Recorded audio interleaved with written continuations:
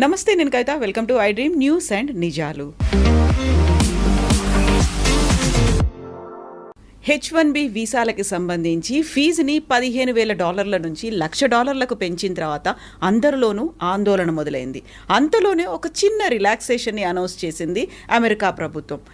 L1, F1 వీసాల మీద ఉన్న వారికి పాత ఫీజు చెల్లిస్తే సరిపోతుంది అనేది. దెన్ వాట్ అబౌట్ మన దగ్గర నుంచి వెళ్దాం అనుకుంటున్న వాళ్ళకి పాతది కాకుండా కొత్త ఫీజునే వర్తింపచేస్తామని. యాక్చువల్గా ఈ కొత్త ఫీజు అనేది ఎంతకాలం ఉంటుంది? ఛాంబర్ ఆఫ్ కామర్స్ కోర్టు మెట్లెక్కింది. అక్కడి నుంచి తీర్పేమొస్తుంది? అమెరికా ఏమన్నా మళ్ళీ పాత ఫీజునే వసూలు చేయబోతోందా? ఏం జరగబోతోంది? మనతో పాటుగా ఉన్నారు సీనియర్ జర్నలిస్ట్ సురేష్ కొచ్చతిల్ గారు. సార్ నమస్తే. H1B వీసా అనగానే చాలా ఒక డాలర్ డ్రీమ్స్ కనిపిస్తాయి, మన ఫ్యూచర్ అంతా మన ఎదురుగా కనిపిస్తుంది. సడన్గా అన్ని షార్టర్ అయిపోయాయి. $15,000 కాదు, $1,00,000 చేసిన తర్వాత. బట్ ఈరోజు వచ్చినటువంటి చిన్న రిలాక్సేషన్ ఎవరికి ఇస్తున్నారు? క్లారిటీ అనేది కావాలి అంటే ఏం చెప్తారు సార్? ఫస్ట్ ఆఫ్ ఆల్ మనం H1B అనేది మనం అర్థం చేసుకోవాలి ఏంటనేది. H1B వీసా ఒక ఎంప్లాయ్మెంట్ వీసా లాగా చూసుకోవచ్చు మనం. అది ఎందుకు జార్జ్ బుష్ టైంలో తీసుకొచ్చారు, ప్రెసిడెంట్ బుష్ ఉన్నప్పుడు. బేసిక్లీ అమెరికాలో స్కిల్ సెట్స్ లేదు. అట్లాంటి స్కిల్ సెట్ లేనప్పుడు బయట నుంచి మనం తెచ్చుకోవాలని చెప్పి H1B వీసా పెట్టారు. సో ఆర్గ్యూ చేస్తున్నప్పుడు, పెటిషన్ ఇస్తున్నప్పుడు for applying for visa, we're arguing that this particular skill ఏదైనా ఉండొచ్చు. For example robotics, AI and రోబోటిక్స్లో ఈ స్కిల్లో యూఎస్లో ఎవరు లేరు, విచ్ ఇస్ అబద్ధం. ఉంటారు కానీ కంపెనీలు ఏమంటారు, that guy is not good enough. ఎందుకంటే అక్కడ కూడా మంచి కాలేజీలు ఉన్నాయి కదా, మన వాళ్ళు అక్కడే చదువుకుంటారు కదా, అక్కడ MITs ఉన్నాయి, అన్నీ ఉన్నాయి. మరి మీరు అంటారు అక్కడ స్కిల్ లేదంటారు. కానీ అప్పుడు ఉండే 1990 they had an issue. In fact the US science foundation అనుకుంటే ఎవరో వాళ్ళకి సర్వే కూడా చేశారు. 160,000 మంది మాకు తక్కువ ఉన్నారు స్టెమ్ ఫీల్డ్లో, science, technology, engineering and maths. బయట నుంచి తీసుకురావాలి. That is how the H1B started. దీంట్లో మనో తప్పు కూడా ఉంది. టెక్నికల్ ఏంటంటే వీఆర్ రీప్లేసింగ్ అన్ అమెరికన్ వర్కర్కి వచ్చే అదే జీతం మన ఎంప్లాయీకి ఇవ్వాలి. ఫర్ ఎగ్జాంపుల్ అమెరికన్ వర్కర్కి $120,000 ఒక సంవత్సరానికి ఇస్తూ కావాలి. US mean is around $80,000 to $100,000 మీకు తెలిసింది యావరేజ్ వేజ్. 120,000 అని పెట్టుకుందాం. అంటే మీరు ఇక్కడి నుంచి మన దేశం నుంచి తీసుకెళ్ళే H1B వర్కర్ని you have to pay the same amount. కానీ చేయరు. 50,000, 60,000తో పని నడిపించుకుంటారు. That is the idea behind it. వాళ్ళకు కాస్ట్ తగ్గించాలి, స్కిల్ ఉండాలి ద సేమ్ టైం. ఇది కంటిన్యూ అయినే పోతున్నాయి. Actually it meant for a limited time, కానీ ఇది నాన్ ఎండింగ్గా వెళ్ళిపోయింది అనమాట. ఒక టైంకి వచ్చినప్పుడు ఏమైందంటే, ఇప్పుడు ప్రెసిడెంట్ ట్రంప్ ఎలక్షన్ క్యాంపెయిన్లో కూడా మాట్లాడుతున్నప్పుడు ఇదే అన్నారు, మా అమెరికన్ ఎంప్లాయీస్కి, మా అమెరికన్ స్టూడెంట్స్కి వాళ్ళు చదువుకున్న తర్వాత వాళ్ళకి ఉద్యోగం రావట్లేదు, మా దగ్గర పనిచేసి ఎక్స్పీరియన్స్ ఉన్న వాళ్ళకు కూడా ఉద్యోగం రావట్లేదు. అంటే వాళ్ళకి ఎందుకు ఇట్లా ఉద్యోగం దొరకలేదు? దాని మెయిన్ రీజన్ ఇస్ బయట నుంచి ఎంప్లాయీస్ని తీసుకొస్తున్నారు, భారతదేశం నుంచి, చైనా నుంచి, మిగతా దేశాన్ని తీసుకొస్తున్నారు. మా వాళ్ళకేమో ఉద్యోగం లేదు. So it's a genuine cos, దాంట్లో డౌట్ ఏం లేదు. ఎందుకంటే మీరు ఒరిజినల్ H1B ఫిలాసఫీ మీద చూస్తే మనం తప్పులు చాలా, మనమని కాదు తీసుకెళ్తున్న కంపెనీలు కూడా. దీనికన్నా ముందు కూడా కవిత గారు నేను చెప్పాను, టాప్ 10 2025లో H1B, ఎందుకంటే ఇప్పుడు H1B లేదు, నెక్స్ట్ స్ప్రింగ్లో వస్తుంది, 2026లోనే ఉంది నెక్స్ట్ స్లాట్. ఈ 2025లో అప్లై చేసి వీసా వచ్చిన వాళ్ళకి చూస్తే టాప్ 10 కంపెనీస్లో ఒకటే ఇండియన్ కంపెనీ ఉంది, TCS అట్ నెంబర్ 3. మిగతా కంపెనీలు 8 కంపెనీలు సాఫ్ట్వేర్ కంపెనీ, అంటే 7 కంపెనీలు software including TCS. Last 2 companies are retail companies, Target and Walmart. వాళ్ళైతే IT ఇంజనీర్లు తీసుకురారు కదా, వాళ్ళకి కావాల్సింది ఏమిటంటే మేనేజర్స్ లాంటి వాళ్ళు కావాలి వాళ్ళకి. ఇది కాకుండా ఈ H1B అనేది ఇంకొక కేటగిరీ కూడా అప్లై అవుతుంది. ఇంకొకటి కాదు, చాలా కేటగిరీస్కి. Doctors, nurses, priest, Indian Catholic priest అంటే మన చర్చ్కి ఉన్న ప్రీస్ట్, అండ్ నన్స్. ఈ 4 కేటగిరీలు తక్కువ ఉన్నారు USలో. సో వాళ్ళు ఏం చేశారంటే ఇక్కడి నుంచి తీసుకెళ్లారన్నమాట, మన దేశం తీసుకెళ్ళినప్పుడు I think around 2,000 somewhere there is a problem. జల్దీ ఖతం అయిపోతుండే H1B, ఇంతమంది తీసుకెళ్తున్నప్పుడు కోటా అయిపోతుండే. దాన్ని ప్రివెంట్ చేయడానికి ఏం చేశారంటే అక్కడున్న హాస్పిటల్ సెక్టర్, మళ్ళీ క్యాథలిక్ సెక్టర్, వాళ్ళు అంటే అమెరికాలో మోస్ట్లీ క్యాథలిక్స్ కన్నా ఎక్కువ వాళ్ళు బ్యాప్టిస్ట్ ఉంటారు అక్కడ. సో ఎనీవే సేమ్ డినామినేషన్ అనుకోండి వాళ్ళది. వాళ్ళు లాబీ చేసి ఈ H1B నుంచి తీసేశారు ఈ కేటగిరీని. This is a non quota category. ఎంతమంది మీరు తెచ్చుకోవచ్చు డాక్టర్లని. ఇండియా నుంచో ఎక్కడి నుంచైనా, no limit. No limit. Versus H1B has a limit per year. ఇది కంటిన్యూ అయిపోతున్నప్పుడు ఒక స్టార్ట్కి వచ్చినప్పుడు, ఇన్ఫ్యాక్ట్ డ్యూరింగ్ ద క్యాంపెయిన్ మీకు గుర్తుంటుంది, ఏదో clash between Trump and Elon Musk. Elon Musk ఏం చెప్పారంటే H1B నుంచి వచ్చిన వాళ్ళే మన దేశాన్ని ఇట్లా తయారు చేశారు, మీరు వాడిని ఆపేస్తే మన దేశంలో ఇన్నోవేషన్ ఆగిపోతుంది. Good point. ఇప్పుడు అదే జరగబోతుంది. ఇప్పుడు ఏమవుతుందంటే, ఇప్పుడు ఏం చెప్తున్నారు ట్రంప్, కాదు $1,00,000 పెట్టాలి మీకు కావాలంటే, అంటే అంత ఎక్సెప్షనలీ స్కిల్డ్ మనిషి ఉండాలి వాళ్ళు. కానీ కోవిడ్ మనకు చాలా లెసన్స్ నేర్పించింది మనకి. And one of the biggest lessons was మీరు ఎక్కడి నుంచైనా పని చేసుకోవచ్చు. మీరు ఎక్కడి నుంచి, ఇప్పుడు హైదరాబాద్లో చూస్తే కూడా మీరు హైటెక్ సిటీ వైపు సాయంత్రం పోతారు, లైట్లు ఉన్న అన్ని, ఆ గ్లాస్ ఫెసాడ్ ఉన్న అన్ని టాల్ బిల్డింగ్స్ చూస్తున్నప్పుడు, స్కై స్క్రేపర్స్ చూస్తున్నప్పుడు మీకు డౌట్ వస్తుంది అది అమెరికానా ఇండియానా అని చెప్పేసి. ఎందుకంటే we are working as per their timings. వాళ్ళ కోసం పనిచేస్తున్నాం. అది వెల్స్ ఫార్గో ఉండొచ్చు, డెలాయిట్ లాంటి కంపెనీ ఉండొచ్చు, చాలా కంపెనీలు ఉన్నాయి. Microsoft is there, Oracle.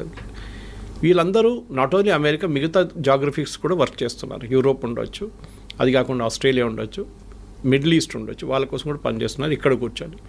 So logic now is, ఎందుకు అక్కడికి వెళ్ళాలి? ఇప్పుడు నేను చాలామంది మాట్లాడాను, స్పెషల్లీ టెక్నికల్ రిక్రూటర్స్ దగ్గర మాట్లాడాను, మీరేం చేయబోతున్నారు? ఓకే. వాళ్ళు ఏమంటున్నారు, మాకు ఇస్తున్న ఇన్స్ట్రక్షన్స్ ఏంటంటే we will pay them the same salary. అక్కడికి వస్తే ఎంత అదే శాలరీ మేము ఇండియాలో ఇస్తాం, ఎందుకంటే వీళ్ళు exceptionally skilled people, but we will not pay the $100,000. వాళ్ళకి బిజినెస్ వీసా ఇప్పించేస్తాం మేము. వాళ్ళు సంవత్సరంలో ఒక 10 నెలలు పని చేసుకొని ఇక్కడి నుంచే నడిమిట్లో every 3 months they will go for a US tour. US టూర్కి వెళ్ళి వచ్చేస్తారు. మీరు అడగవచ్చు, ఎయిర్ ఫేర్ అంతనే అవుతుంది కదా తర్వాత, అంత ఎయిర్ ఫేర్ ఖర్చు పదే వాళ్ళు అక్కడ పెట్టుకోవచ్చు అంటే, yes, that is also possibility. కానీ ఇక్కడి నుంచి కూడా చేసుకోవచ్చు, రిమోట్ యూ కెన్ వర్క్. ముందు మన దగ్గర నాకు గుర్తుంది, ఇప్పుడు కూడా Y2K బూమ్ టైంలో off site and on site అని చెప్పి ఒక కాన్సెప్ట్ ఉండే. ఇప్పుడు చాలామంది ఆన్ సైట్ పని చేయడానికి వాళ్ళకి ఇష్టపడుతుంది, ఎందుకంటే డాలర్ టర్మ్స్లో మీరు చెప్పినట్టు డాలర్ డ్రీమ్స్ ఉండే అప్పుడు. కానీ ఇప్పుడు అది లేదు. You can work from anywhere, and salary కూడా ఇఫ్ యూఆర్ ఎక్సెప్షనలీ టాలెంటెడ్ మీకు అదే శాలరీ ఇండియాలో వస్తుంది. కానీ taxation is an issue, health care is an issue. చాలామంది దుబాయ్కి ఎందుకు రీలొకేట్ చేస్తున్నాయి? ఇప్పుడు నేను మొన్న ఒక రిపోర్ట్ చదివాను, యూరోప్ నుంచి అండ్ US నుంచి మ్యాక్సిమం ఎక్స్పాట్రియేట్స్, వాళ్ళది Americans are moving to Dubai to work. అదే కంపెనీలు మైక్రోసాఫ్ట్ పెద్ద క్యాంపస్ ఉంది Dubai. So they are setting up. Sharjah కూడా is a big educational place. ఆ Emirates 7 countries they are really aggressive. Sharjah ఉండండి, Abu Dhabi ఉండండి, Dubai ఉండండి, ఇట్లాంటి వాళ్ళు ఏం చేస్తున్నారంటే బయట నుంచి అందరు కంపెనీస్ తీసుకొచ్చి ఇక్కడ పెట్టేసుకుంటున్నారు. వాళ్ళు అట్రాక్షన్ ఏంటంటే మెయిన్గా మీరు ఇక్కడికి రండి, మీకు 0 income tax. ఓకే. ఎవరైనా everybody will say yes to it. 0 income tax అంటే మళ్ళీ దట్స్ అ బిగ్ సేవింగ్. అమెరికాలో ఉన్నప్పుడు మీరు ఆల్మోస్ట్ 50% దాకా ట్యాక్స్ కడతారు. Of course you health care is taken care of. భారతదేశం నుండి మీరు 30%, 32% దాకా ట్యాక్స్ కట్టాల్సి వస్తుంది. But health care is a big issue. కొన్ని కంపెనీస్ ప్రొవైడ్ చేస్తున్నాయి. ఇదన్నీ చూసినప్పుడు క్వాలిటీ ఆఫ్ ఎడ్యుకేషన్ అన్ని, ఇప్పుడు గల్ఫ్లో కూడా ఇండియన్ స్కూల్స్ చాలా ఉన్నాయి. The shifting is happening from Europe and US to Gulf. This is president Trump should be worried about this. ఆయనకి ఇక్కడ కొంచెం వరీ ఉండాలి, ఎందుకంటే టాలెంట్ అమెరికా నుంచి వెళ్తుంది, టాలెంట్ ఇండియా నుంచి వెళ్ళడం కాదు. అమెరికా నుంచి, అమెరికాలో ఉన్న టాలెంట్, టాప్ నాచ్ టాలెంట్ అదే కంపెనీ కోసం గల్ఫ్లో వెళ్ళి పనిచేస్తున్నారు. ఇండియాని ఆర్మ్ ట్విస్ట్ చేసినట్ల ట్రంప్ని వాళ్ళని ఆర్మ్ ట్విస్ట్ చేయలేరు. రేపు UAEకి చెప్పలేరు, మేము మీ మీద 50% టారిఫ్ పెట్టేస్తున్నాం, మీరందరూ మమ్మల్ని తీసుకెళ్ళిపోతున్నాం మా ఎంప్లాయీస్ని. So the shift is double అన్నమాట. ఇప్పుడు అమెరికా నుంచి చాలామంది ఏమంటారు, మాకు ఇంత పెద్ద ట్యాక్సేషన్ అవాయిడ్ చేయడం, దుబాయ్కి వెళ్తాం, అక్కడ 10 సంవత్సరాలు 5 సంవత్సరాలు పనిచేస్తే మాకు enough savings will come back again. కానీ ఇప్పుడు కొత్తగా ఒకటి ఇవాళ పొద్దు నుంచి కనిపిస్తుంది ఈ న్యూస్, L1 and F1. వాళ్ళకి ఈ $100,000 పడదు, వాళ్ళకి they don't need to pay for it అన్నారు. We should understand difference between L1 and F1. L1 is a non immigrant visa, ఒక హై స్కిల్డ్ మేనేజర్స్ ఎగ్జిక్యూటివ్స్ని తీసుకెళ్ళడానికి వీసా. అంటే వాళ్ళు నాన్ ఇమిగ్రెంట్ వీసా, వాళ్ళు భారతదేశంలో ఉండొచ్చు, any country, and they are going to US to work there. వాళ్ళకి L1 issue చేస్తున్నారు. F1 అనేది అకాడమిక్ స్టూడెంట్స్ అన్నారు, వాళ్ళు ఆల్రెడీ చదువుకుంటున్నారు అక్కడ. ఈ 2 కేటగిరీస్ ఏం చేస్తారు, ఒకసారి వెళ్ళిన తర్వాత అక్కడ, స్పెషల్లీ మన వాళ్ళు ఇక్కడి నుంచి, they try and extend it to an H1B. అక్కడే ఉండాలని సెట్ వాళ్ళు ఫస్ట్ H1B తీసుకొని, దాని తర్వాత గ్రీన్ కార్డ్, దాని తర్వాత citizenship. So that transfer from L1 or F1 to H1B will not attract $100,000 అంటున్నారు. ఇప్పుడు అటార్నీస్ చెప్తున్న న్యూస్ ఇది, మన ఛానల్స్లో వస్తున్న, నేషనల్ ఛానల్స్లో వస్తున్న న్యూస్ అయితే చూపిస్తుంది. అది ఫైనల్ ఎక్కడ ఏంటి అవుతుందో తెలియదు. దాని తర్వాత మీరు స్టార్టింగ్లోనే చెప్పారు అక్కడ కేసులు నడుస్తున్నాయి. US chamber of commerce case వేశారు అక్కడ, saying that this is unfair, మాకు టాలెంట్ కావాలి, మీరు టాలెంట్ అలౌ చేయకపోతే మేమేం చేయాలి, మళ్ళీ మేము ఇన్నోవేషన్ ఉండదు మా దగ్గర. ఇన్నోవేషన్ మిగతా కంట్రీస్కి వెళ్ళిపోతే ఆల్రెడీ చైనా తీసుకెళ్ళిపోయారు చాలా మటుకు ఇన్నోవేషన్, ఈ వీళ్ళని కూడా తీసుకెళ్తే ఎందుకు టాలెంట్ ఎందుకు అమెరికాకి రావాలంటున్నాం. నేను యాక్చువల్లీ లాస్ట్ వీక్ ఒక కపుల్తో మాట్లాడాను యూఎస్లో, Indian couple, settle there US citizens 20 సంవత్సరాల నుంచి. వాళ్ళు అంటున్నారు, సురేష్ గారు మీరు బిలీవ్ చేయరు, husband and wife, I won't take the name, but మాకు ఇద్దరికి ఉద్యోగం లేదు సురేష్, 6 నెలలు అయ్యాయి, ఎట్లా బిల్లు కట్టాలని కష్టపడుతున్నాం, పిల్లలు చదువుకుంటున్నారు, కాలేజ్కి వచ్చేసారు, మేము ఏం చేయాలని మాకు అర్థం కావట్లేదు, యుఎస్ సిటిజన్ అయిపోయాం మేము, కానీ మాకు ఉద్యోగం లేదు ఇక్కడ. అమెరికా ఇస్ గెటింగ్ H1B పక్కన పెట్టండి, America is getting stretched out completely. మొన్న కూడా ఒక అమెరికన్ సెనేటర్ అన్న, the problem is we're out priced in the market, completely out priced. ఇప్పుడు నేను చెప్పే ఎగ్జాంపుల్ మీకు చాలాసార్లు చెప్పాను, plumber cost more than the tap. ఇది ప్రాబ్లం అమెరికా. మీరు ఏ ఫోన్ ఇప్పుడు కూడా చూడండి, last month also iPhones maximum India నుంచి ఎక్స్పోర్ట్ చేసింది యూఎస్కి వితౌట్ టారిఫ్. ఐఫోన్ చాలా smart, Trump is not putting tariff on iPhones or any electronic goods. IT మీద లేదు, ఫార్మస్యూటికల్స్ మీద లేదు, అండ్ ఆన్ ఎలక్ట్రానిక్ గుడ్స్. ఫార్మస్యూటికల్స్లో మీకు మనకు తెలిసిందే generic, we're not talking of patent drugs, patent అంతా యూరోప్ నుంచి వస్తుంది, మన దగ్గర నుంచి వెళ్ళి జనరిక్ 95%, సో నాట్ ఇంపాక్టెడ్. ఇవాళ ఇంకో రిపోర్ట్ పొద్దున్న నేను చదివాను టెక్స్టైల్స్ గురించి, it was by an international public, I think it is McKinsey. వాళ్ళు ఏమంటున్నారు అంటే ఇండియన్స్ ఎంత మంచిగా అడ్జస్ట్ చేసుకున్నారంటే Bangladesh got a cheaper cloth because వాళ్ళకి 15% వేశారు, భారతదేశానికి 50% వేశారు. In spite of that India has invented new markets in Europe. మన లాస్ట్ 2 months ఎక్స్పోర్ట్స్ మీరు చూస్తే August and September our exports have gone up to Europe and other places. మొత్తం as a basket of exports it has gone up, to Europe it has gone up more అన్నమాట.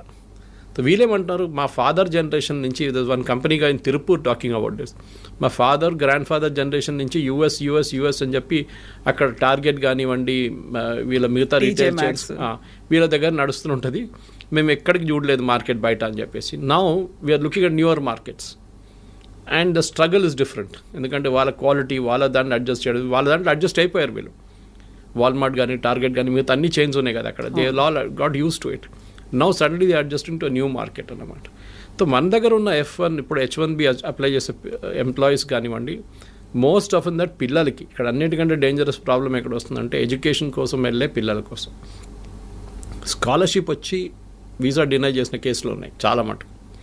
I met one doctor recently, young kid, Gandhi Osmania నుంచి pass out అయ్యి she was working and ఆమెకి full scholarship వచ్చింది MS కోసం, కానీ she couldn't go, visa reject చేసేసారంట.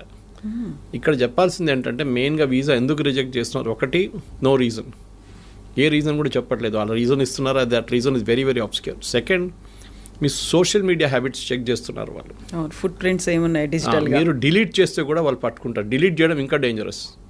ఇప్పుడు still there you can still argue, నేను అది కొంచెం ఎమోషనల్గా రాశాను అది ఇది అని చెప్పి, కానీ మీరు ఈ లెఫ్టిస్ట్ ఐడియాలజీస్, ఈ వోక్ కల్చర్, LGBT రైట్స్, దీని గురించి ఎక్కువ రాయడము, సపోర్ట్ చేయడం, హ్యూమన్ రైట్స్ గురించి, ఇమిగ్రేషన్ పాలసీ గురించి రాయకండి మీ సోషల్ మీడియా హ్యాండిల్స్లో.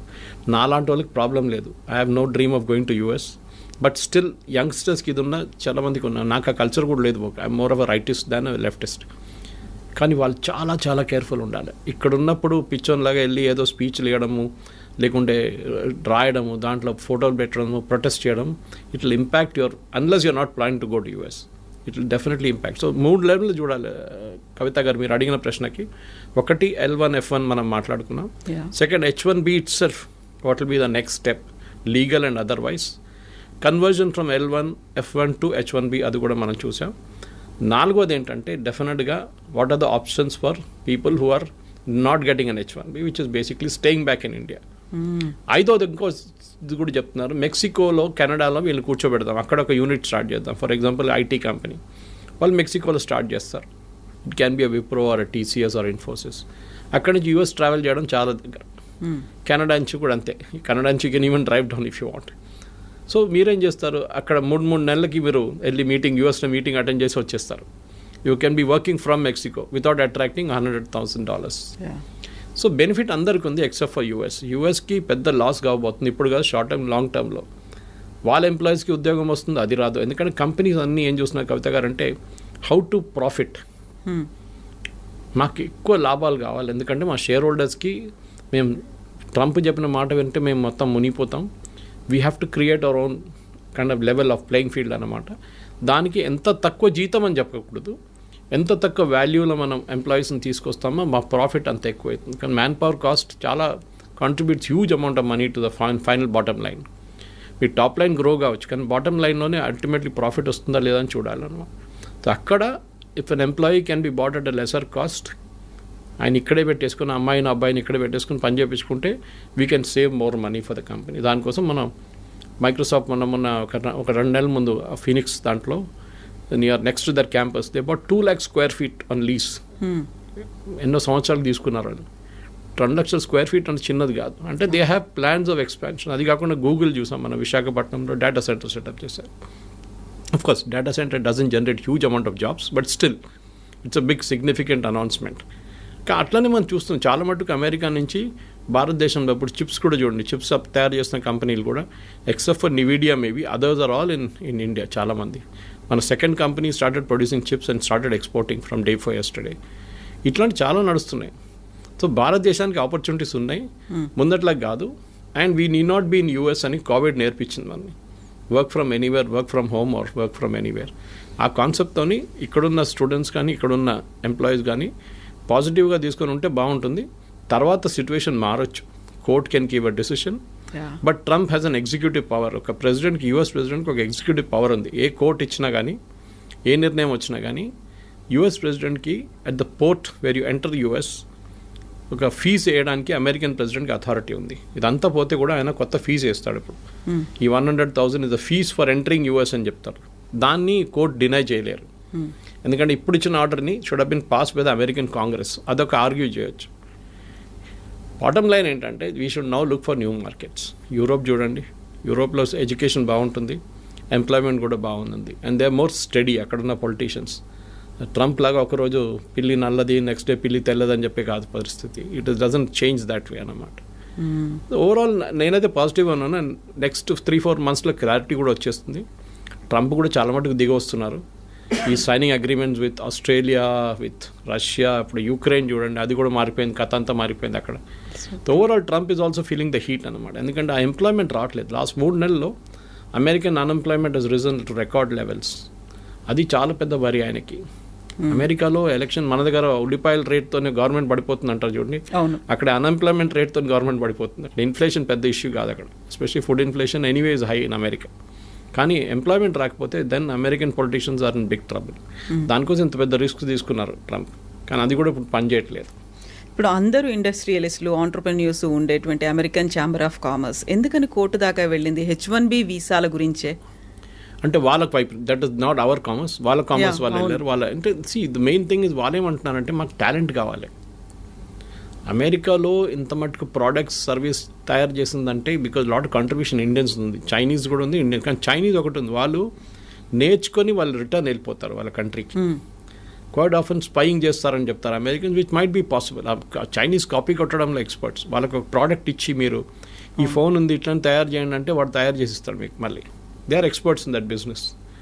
అట్లనే ఎనీ ఫైటర్ ఎయిర్క్రాఫ్ట్ కానివ్వండి, మీరు చిప్ ఇచ్చేస్తే వాళ్ళు చేసుకుంటారు. ఇప్పుడు చూడండి నివిడియా చిప్స్ అక్కడ ఎక్స్పోర్ట్ చేయనట్లేదు. Yesterday Nvidia chairman gave a statement saying that మాకు చైనీస్ సేల్స్ పడిపోయి 0కి వచ్చేసింది.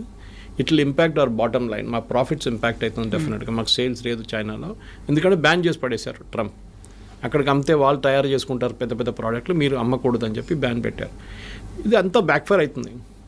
మన దగ్గర ప్రాబ్లం ఏంటంటే ఇండియాలో మనం ప్రోడక్ట్స్ తయారు చేయట్లేదు, మనం సర్వీసెస్లో ఎక్స్పర్ట్. ఐటీలో మనం ఇవాళ దాకా బహుశా ఒక జోహో పక్కన పెడితే, లేకుంటే ఒక టాలీని పక్కన పెడితే, ఫినకల్ ఆఫ్ ఇన్ఫోసిస్ పక్కన పెడితే, మిగతా మనం we haven't made any hardware products. ఒక బడ్స్ కానివ్వండి, మిగతా ఏదైనా కానివ్వండి, ఐపాడ్ అండ్ ఐప్యాడ్ లాంటి products we are not done it. మన వైపు నుంచి అదే ఎంకరేజ్ చేయాలి. That is other day also Ashwini Vaishnaw గారు మాట్లాడుతూ పోయిన వారమే చెప్పే ఈ మాట. We should have more youngsters developing products, not services.